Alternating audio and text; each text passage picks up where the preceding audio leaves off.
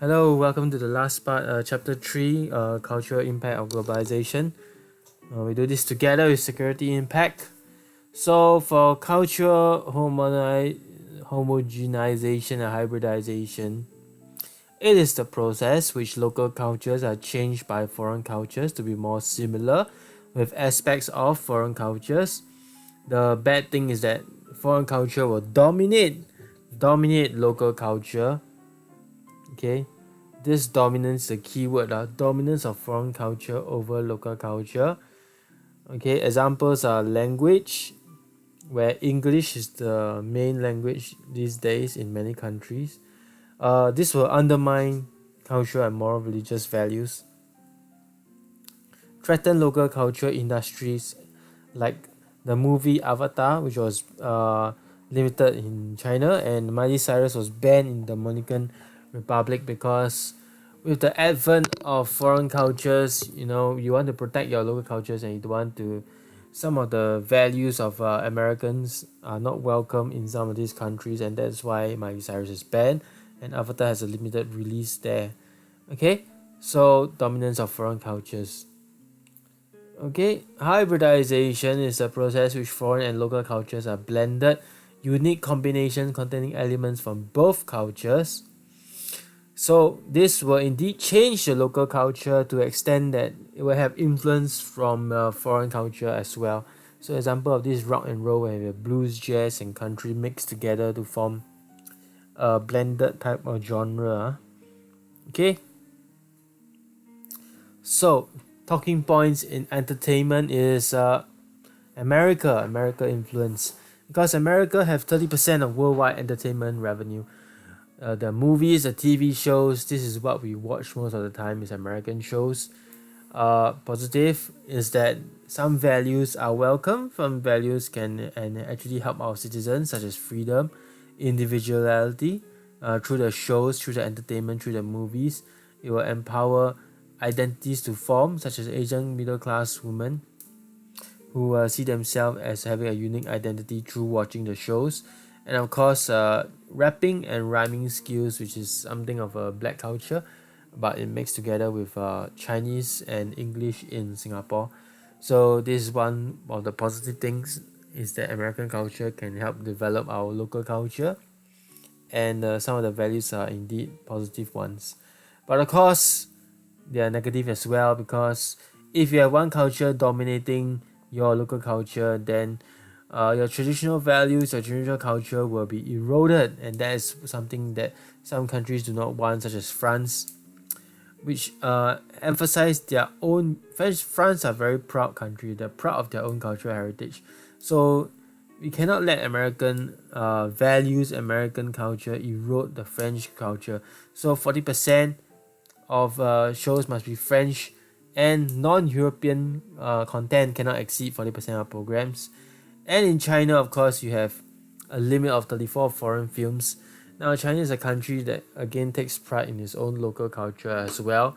That's why you see many foreign companies in China being banned. And this allows the local products, the local businesses to prosper. So in terms of entertainment, you have 34 foreign films limitation, and you also have blackout days where you can only watch Chinese entertainment. Okay, so two negative examples: Kung Fu Panda, inaccurate depiction of Chinese culture. That's what they complain about. That's what happens when you have hybridization. Okay. Of course, apart from America, the other very popular genre is a Korean wave. So this has dominated local free-to-air TV, movies, and cosmetic products, and lots of other things, electronic, food, cosmetics. Korea has been dominating these areas. So what happens to our local culture then? This is something that the government has to look into. Okay, so of course Japan was not happy. There were some Japanese protesters one day against the Fuji television network, which was showing a lot of Korean drama, a lot of Korean music, in a time where political tension between Korea and Japan was high. So of course people complain, right? People want their own identity to be shown, their own values to be restored, and not just simply following American or Korean culture. So that is a bad thing. Food wise, of course, fast food is the main thing because globalization has led to the growth of fast food, in particular KFC, McDonald's, Starbucks, all these companies that come in. What happens is that you will prefer to eat these things rather than eat local cuisines, like your chicken rice and so on and so forth, your noodles, and people will go for fast food instead. So what happens is that cultural diversity is lessened. You see everywhere, every mall you go in Singapore, you see the standard thing, you see the Subway, you see the Burger King, you see the McDonald's, but seldom will you see a specialized chicken rice shop or a specialized local delicacy being franchised. Okay, so of course you have some people acting against this, like Italians protesting against McDonald's, which has over 400 outlets in Italy itself. And people are not happy because people don't want the food culture to be Americanized. So one thing is the diet as well, because fast food is not known to be healthy. So that's what they're worried. Okay, so KFC was attacked in Bangalore because of this. Farming methods, well, traditional farming methods are threatened because when the big MNCs like KFC come in, that's when they will want to run things their own way, and that includes agricultural farming as well. So of course you will lose your traditional practices, and that's why local farmers are up in arms against this thing, the growth of these MNCs, because they feel they are not protected well enough from the government. Okay, for hybridization, there is local tastes can be hybridized as well, both in America, both in Korea, as well as in Singapore. So things like satay chicken pizza, California roll, naan with mushroom and cheese. Maybe you can remember 2 or 3 of these examples. I'm sure it's quite simple for you. So the bad thing is that when you mix 2 or 3 things together, of course you will lose some form of local and foreign cuisine elements when you mix this thing together. Okay, that's it for culture. Okay, culture is quite straightforward.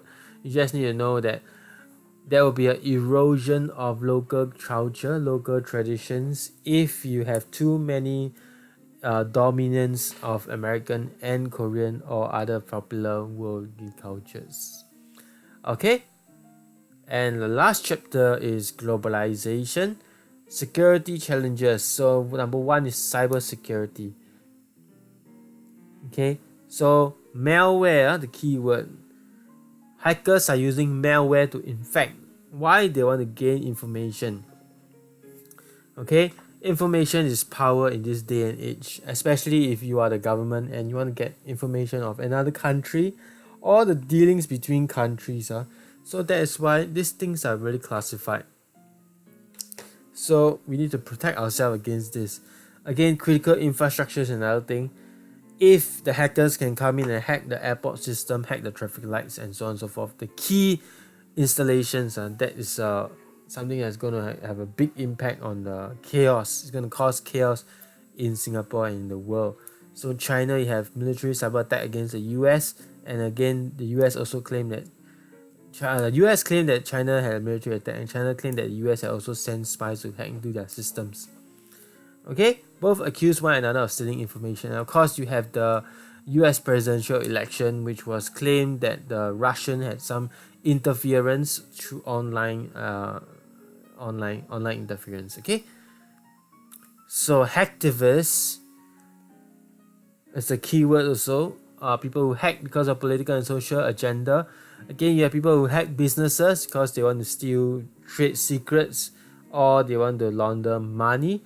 And another way to do it is through the banking networks. This is also something that is very, very crucial. Banking networks, you have to stay protected. And in terms of individuals, personal information, especially on social media, can be leaked, can be stolen if you're not careful. Okay, so all this because of globalization, because things are convenient for the hackers, things are fast, things are accessible, and they can have anonymity.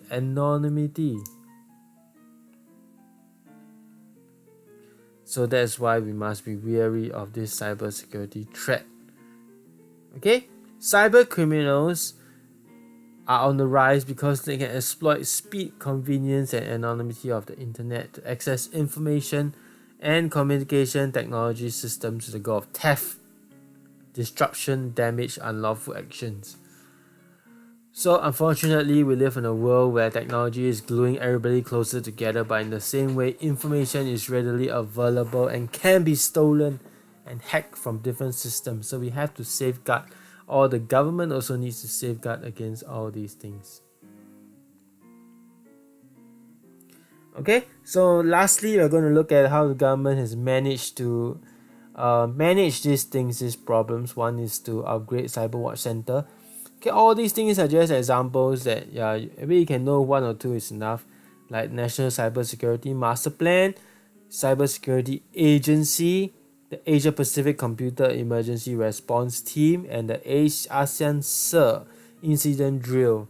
All these are just measures taken both internally and externally together with other countries, collaboration, in order to share knowledge, share information so that we can better combat against hacktivists or against online terrorists, online cyber criminals. Okay, the whole of government approach to safeguard against cyber criminals. Okay, and of course, you yourself, what can you do? You can install antivirus, you can have strong passwords, serve responsibility, and don't be complacent. These are quite basic things which I'm sure you can recall in the exam. Okay, and finally, we move on to another security challenge, which is transnational terrorism, which is something on the rise today because there are terrorist attacks everywhere you go, everywhere around the world. You see the news, you have shootings, you have bombings, so many things. So within and beyond borders, okay, violence is being used for people who have particular agenda, be it religious or be it personal agenda. So because of the world we live in today, where information can spread easily, terror organizations can coordinate operations across the country, online or in person. They can use the internet to spread violence through propaganda, through a global audience. It's easy for them to recruit, train, raise money across the world and distribute propaganda online because they have the wide reach. So this is the danger of globalization, is that we have terrorism on the rise because ideas can spread easily in the palm of a hand. So we have to be careful about this. Okay, things like 9/11, 3,000 people died and it caused a backlash against Muslims, which is never good for the harmony of a country. So again, like what I said just now, because of propaganda online, people can be self-radicalized. They may not belong to a particular group, but because of what they read online, they start to have very strong agendas, strong feelings about certain situations, and this is very detrimental because they can end up taking actions to the extreme, and such as bombings and attacks and so on and so forth. An example, of course, Anders Bering, he was a Christian extremist. I think he read lots of negative remarks online about multiculturalism, about Muslim integration, the threats faced, and he decided to take things into his own hands. So if not careful, this is exactly what can happen. Okay?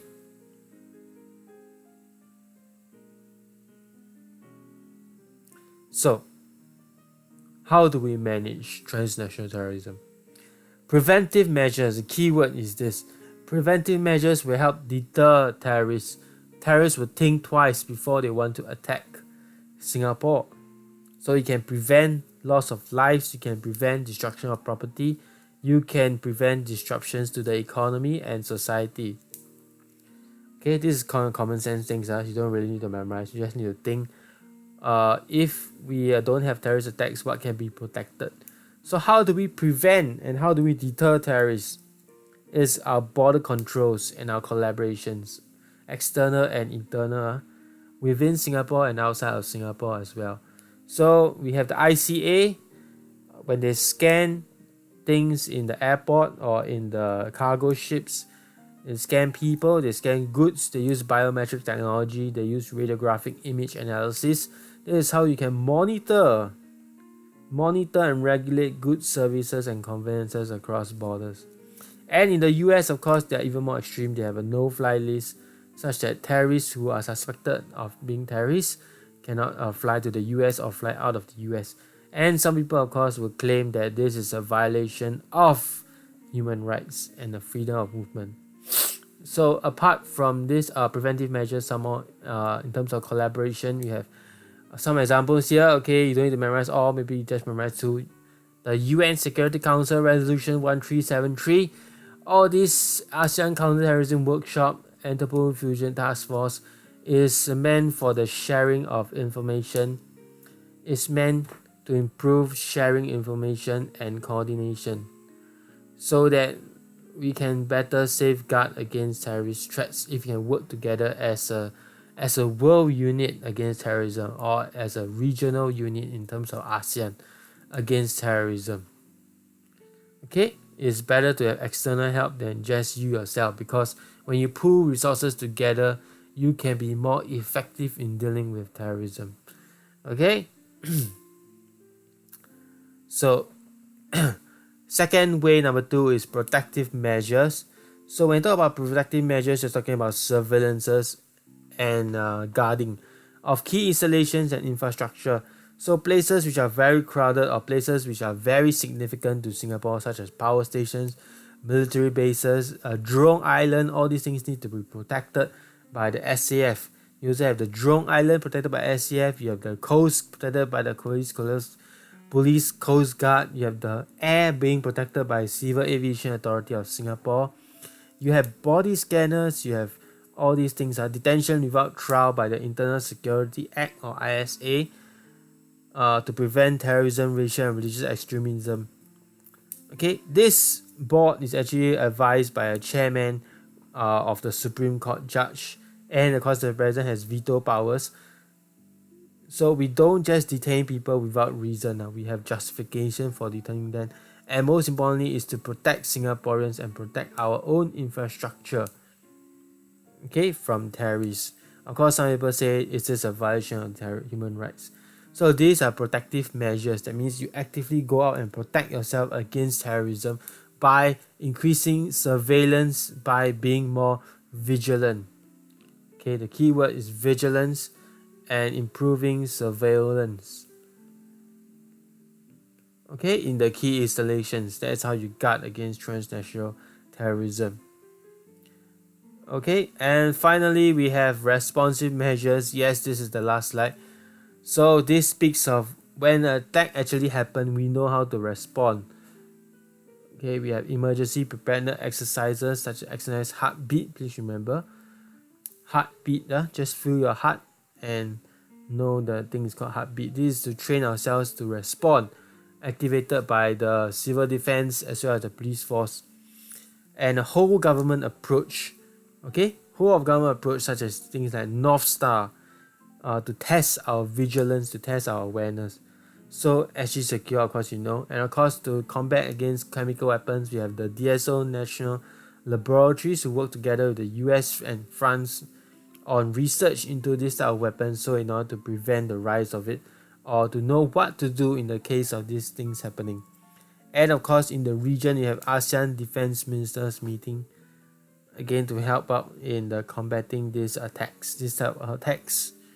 Okay, and in order to build goodwill with other countries so that they will help us and we will help them, we also have our own security assistance force. We send our SAF to Afghanistan to build goodwill among the different countries so that we can work together towards safeguarding against terrorism. Okay, in terms of humanitarian aid and so on and so forth. So this is called responsive measures, the key of which is SG Secure, and the key word here is this will help us be more vigilant and know how to respond, so we will not be negatively affected that much by the rise of terrorism. Okay, so we're done for this chapter. Happy revising. We have 1 day left.